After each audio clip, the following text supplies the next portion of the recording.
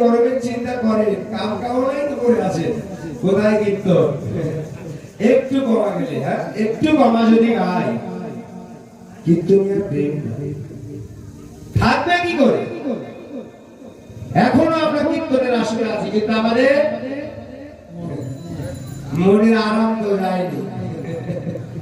হরিবল শীতল দুর্গ জনিতা বললেন আমি তাই হই যে যার কৃষ্ণ বলে যার পরার কাঁধে আমি কেবল তাই হই।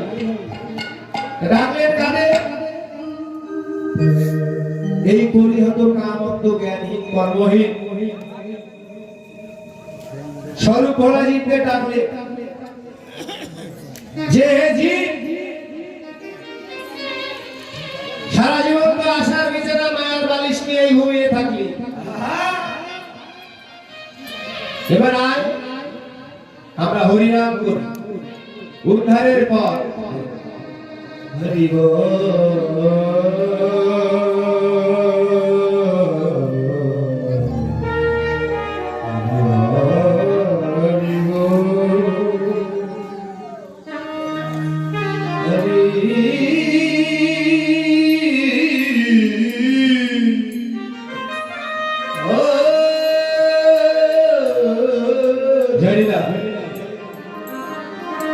বললেন আমি তাই হই যার কৃষ্ণ বলে পরার কাঁধে আমি কেবল তারই হই। তো ডাকছেন শিখাবেন কিন্তু এই নদিয়া নবদ্বীপে ছিলেন না, রেগে এসেছিলেন কোথায় তার স্বাদের মুরলী ধরা চূড়া। ভগবান বলেছিলেন মুরলীকে কথা দিয়েছিলেন যে মুরলী আজকে তোমাকে হাতে তুললাম আগত ডাকর যুগে তোমাকে আমি আর হাত থেকে ফেলবো না। এই যে স্বাদের মুরলী তারপরে ভগবান লুকিয়ে রেখে আসলেন কোথায় সেই ডাকর যুগে। এই মুরলী কে ছিল বাবা? ভগবানের হাতের মুরলী। ত্রেতা যুগে যখন সীতা দেবীর স্বয়ংবর সভা হয়, ত্রেতা যুগে যখন সীতা দেবীর স্বয়ংবর সভা হয় সেই স্বয়ংবর সভায় অনেক বড় বড় রাজা প্রজারা এসেছিল, সেখানে আমার ভগবান নামও গিয়েছিল। যখন হরধনুক বলা হইত ওই হরধনুক বলেছিল ভগবান পারত না হরধনুক ভগবানকে কথা দিতে হয়েছিল হরধনুককে যে এই যে আজকে তুমি আমাকে হাতে তুলে নিচ্ছ আমি তোমার হাতে বাসি হয়ে থাকতে চাই কোনদিন যেন নিচে না। এই যে হরধনুকের আবে এই ত্রেতা যুগে হরধনুক ছিল মুরলী, সেই সাথে মুরলী ভগবান রেখে এসেছে বৃন্দাবনে। কেন? ভগবান একদিন বিশাখা সখীকে ডেকে বলছে বিশাখা অদূরে দেখো কত বড় বড় যোগী মুনি ঋষি জ্ঞানী ধ্যানী তারা যুগ যুগ ধরে আমার ধ্যান তপস্যা করে আসছে, কিন্তু এত যুগ যুগ ধরে করে আসছে কিন্তু আমি তো তাদের কাছে কখনো যাই না। ভগবান বললেন যে তাদের কাছে তো আমরা কখনো যাই না, তা তোমরা কি দিয়ে আমাকে ডাকো? বলল যে বিশাখা তোমরা কি দিয়ে আমাকে ডাকো? কেননা যে ডাক শুনে আর আমি বৈকুণ্ঠ ধামে থাকতে পারি। যোগী ঋষি জ্ঞানী মেনী ধানী যারা যুগ যুগ ধরে তপস্যা করে ভগবান তাদের কাছে আসে না, কিন্তু তোমরা কি এমন মন্ত্র করে যে কি এমন মন্ত্র করে আমাদের ডাকো যে ডাক শুনলে আমাকে সঙ্গে সঙ্গে আসতে হবে? ভক্ত প্রেম বাবা কেন বলুন তো? বিশাখা বলল গোবিন্দ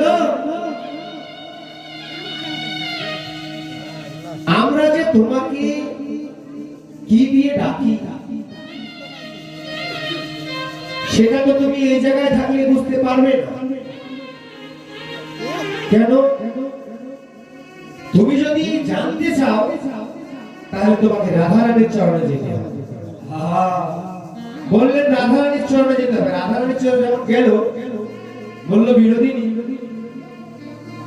তোমরা কি এমন ধন দিয়ে ডাকো, সেটা শুনলে আমি আর থাকতে পারি না। আমার এই পৃথিবীতে সমস্ত কিছুর মালিক ভগবান।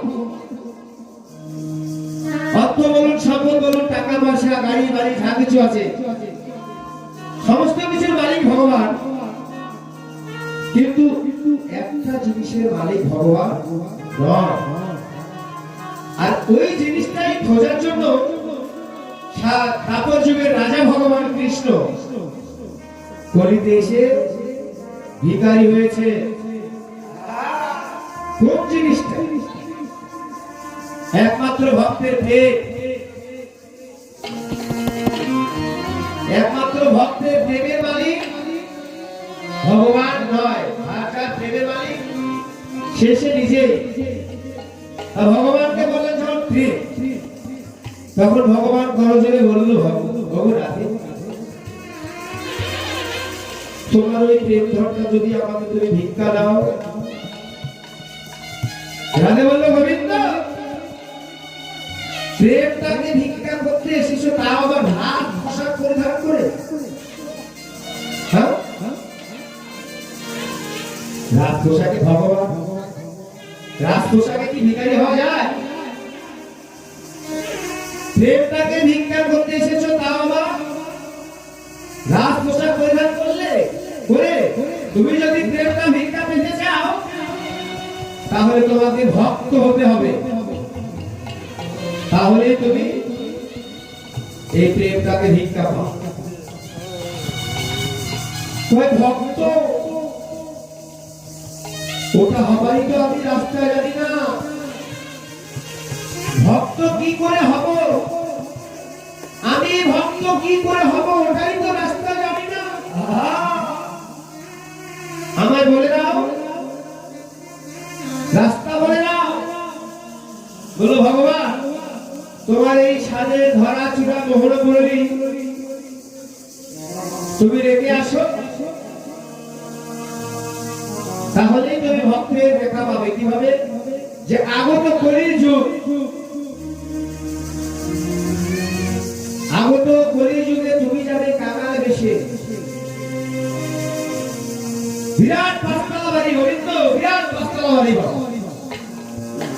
দেখুন ভক্ত কিভাবে হয়। বিরাট পাঁচতলা বাড়ি, ভিখারি গিয়েছে ভিক্ষা করতে। উপরতলা থেকে বাবু বলছে, এই ভিখারি, তুই যে প্রত্যেক বাড়ি থেকে চাল নিস, প্রত্যেক বাড়িতে গিয়ে ভিক্ষা করিস, এই ভিক্ষার চালের ভাত খেতে তোর কেমন লাগে? বলে বোঝানো যাবে বাবা? বোঝানো যায়? সন্তান যদি কখনো মাকে প্রশ্ন করে যে মা তুমি আমাকে কেমন ভালোবাসো, মা তুমি আমাকে কেমন ভালোবাসো, সন্তানকে কি বোঝানো যাবে? মা বলল, বাবা তোকে যে আমি কেমন ভালোবাসি এটা তোকে বুঝায় বলাতে পারবো। বললো, বোঝাতে যখন পারবে না, মা আমি পৃথিবীতে সবারই ভাষা বুঝি, তোমার ভালোবাসার ভাষা বুঝবো না? আমি কি কোনোদিন বুঝতে পারবো না? ভগবান বলতে পারবে, বুঝতে তুমিও একদিন পারবে। কোন দিন? যেদিন তুমি নিজের সন্তানের বাবা হবে। যেদিন তুমি নিজের সন্তানের বাবা হবে, সেদিন এই ভালোবাসাটার মানে তুমি বুঝতে পারবে। তাই বললো, বিরাট পাঁচতলা বাড়ি।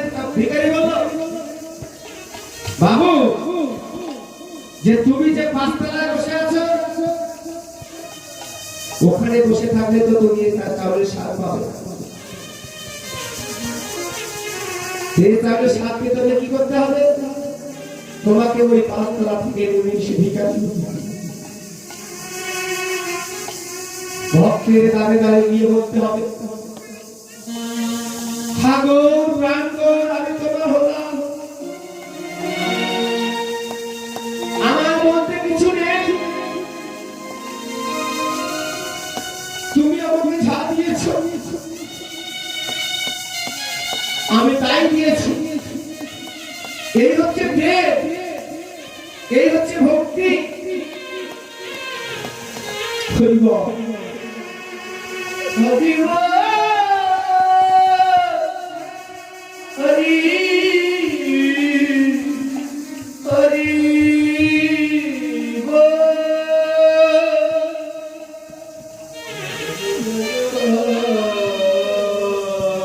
সেই তো ভগবান এলেন নদিয়া,